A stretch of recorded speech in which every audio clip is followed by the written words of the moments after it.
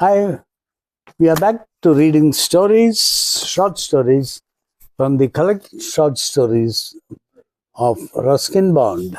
And tonight's story is When You Can't Climb Trees Anymore. It goes like this. He stood on the grass verge by the side of the road and looked over the garden wall at the old house. It hadn't changed much. There's little anyone can do to alter a house built with solid blocks of granite brought from the riverbed. But there was a new outhouse and there were fewer trees. He was pleased to see that the jackfruit tree still stood at the side of the building, casting its shade on the wall.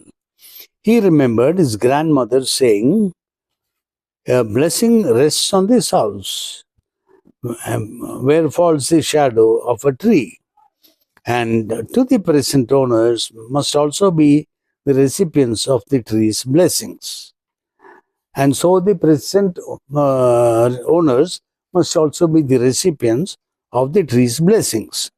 At the spot where he stood, there had once been a turnstile, and as a boy, he would swing on it, going round and round until he was quite dizzy. Now the turnstile had gone and the opening walled up.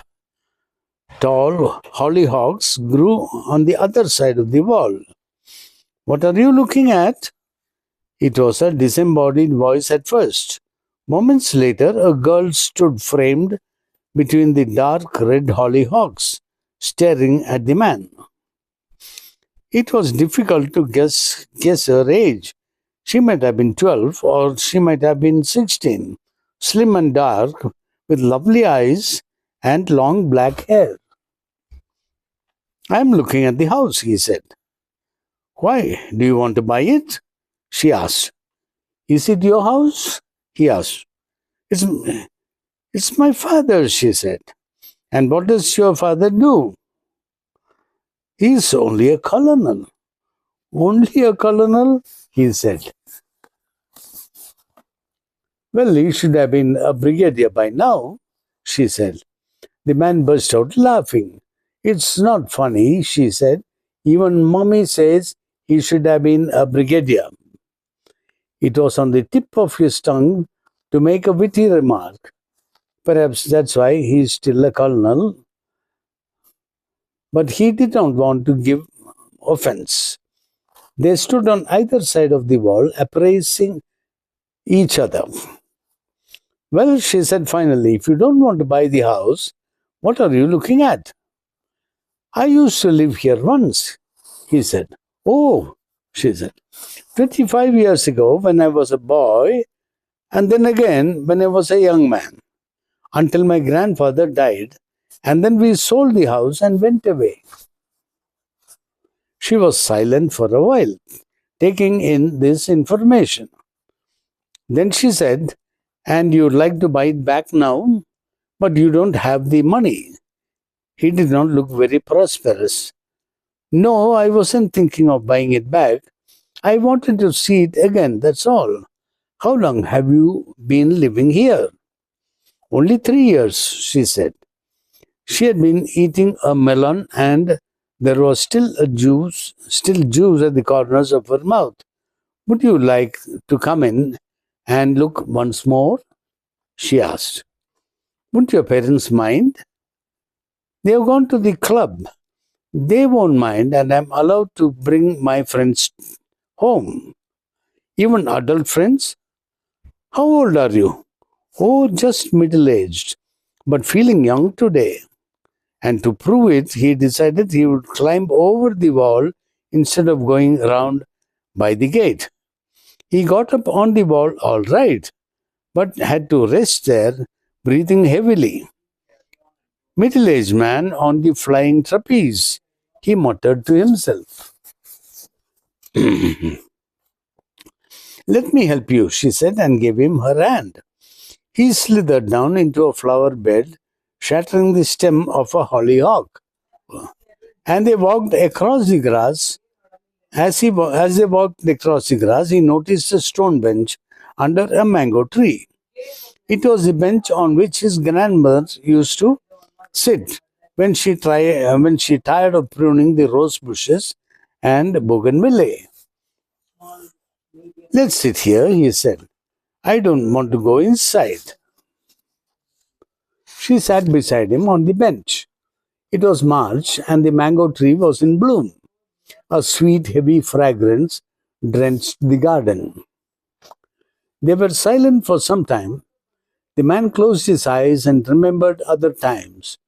The music of a piano, the chiming of a grandfather clock, the constant twitter of budgeriars on the veranda, his grandfather cranking up the old car. I used to climb the jackfruit tree, he said, opening his eyes.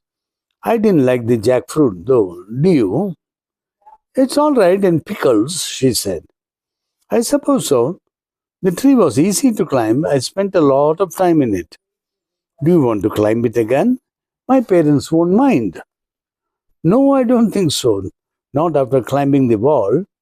Let us just sit here for a few minutes and talk.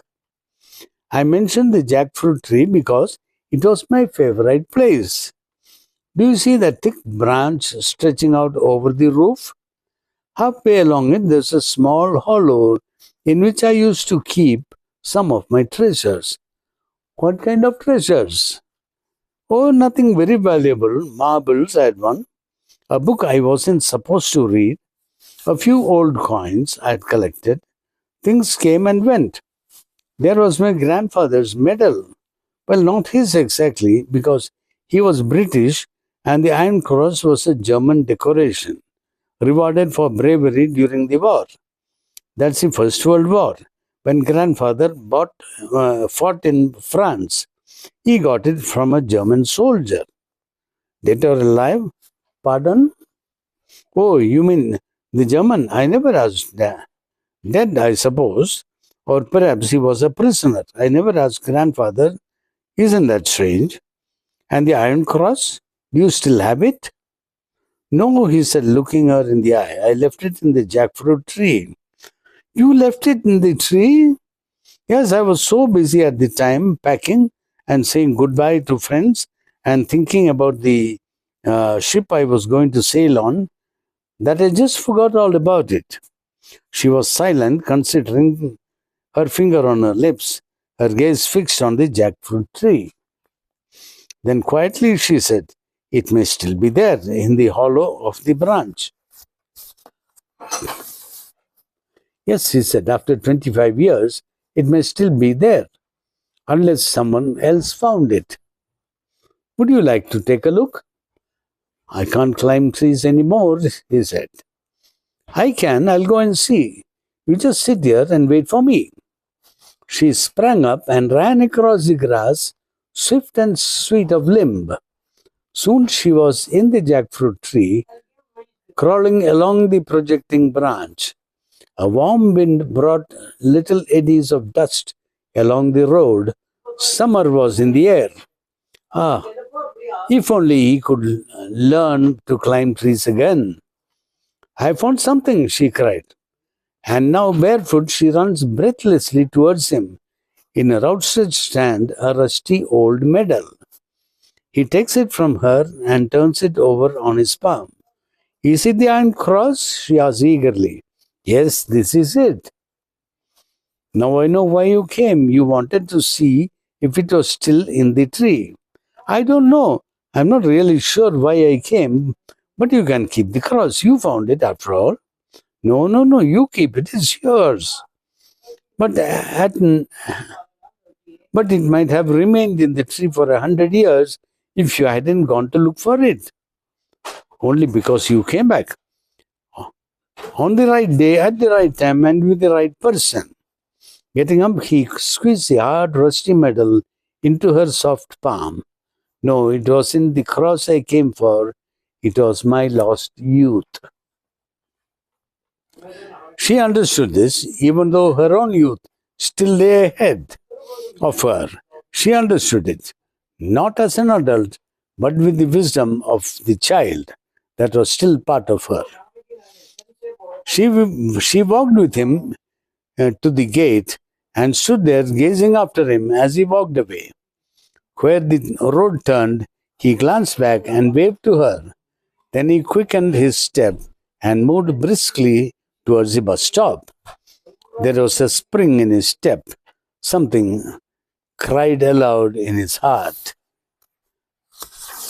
What a lovely little story. Yeah, very short story. Very nice story.